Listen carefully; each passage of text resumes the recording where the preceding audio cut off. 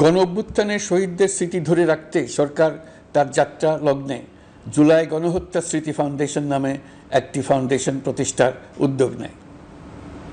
এখন সেই ফাউন্ডেশন তৈরি হয়েছে। সকল শহীদ পরিবার এবং আহতদের সর্বোত্তম চিকিৎসা সহ তাদের পরিবারের সম্পূর্ণ দায়িত্ব এই ফাউন্ডেশন গ্রহণ করছে।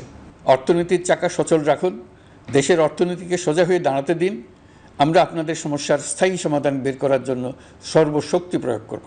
আমরা ভারত এবং অন্যান্য প্রতিবেশী রাষ্ট্রসমূহের সঙ্গে সুসম্পর্ক চাই, তবে সেই সম্পর্ক হতে হবে ন্যায্যতা এবং সমতার ভিত্তিতে।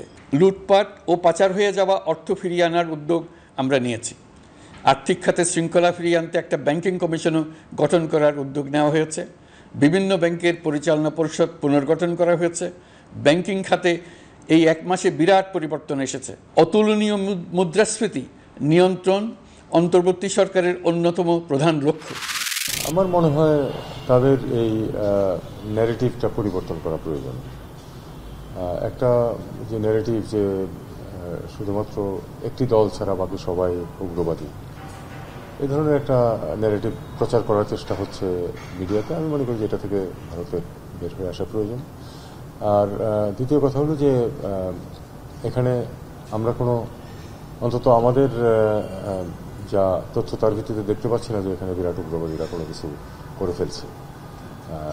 যে সরকারে যারা আছেন তাদের কারোই তো এই ধরনের কোনো এজেন্ডাও নেই, এরকম কোনো ব্যাকগ্রাউন্ডও নেই।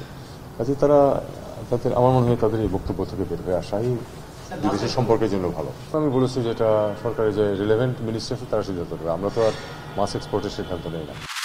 এই কমিটি সেটা পর্যালোচনাপূর্বক কনসার্ন যে মিনিস্ট্রি বা অথরিটি আছে তাদের কাছে সেটা পাঠাবে এবং শ্রমিকদের যে ন্যায্য দাবিগুলো থাকবে, যেগুলো শর্ট টার্ম তাদের প্রবলেম আছে, যেগুলো খুব দ্রুত সমাধানযোগ্য, সেগুলো সমাধানে উদ্যোগ গ্রহণ করা হবে।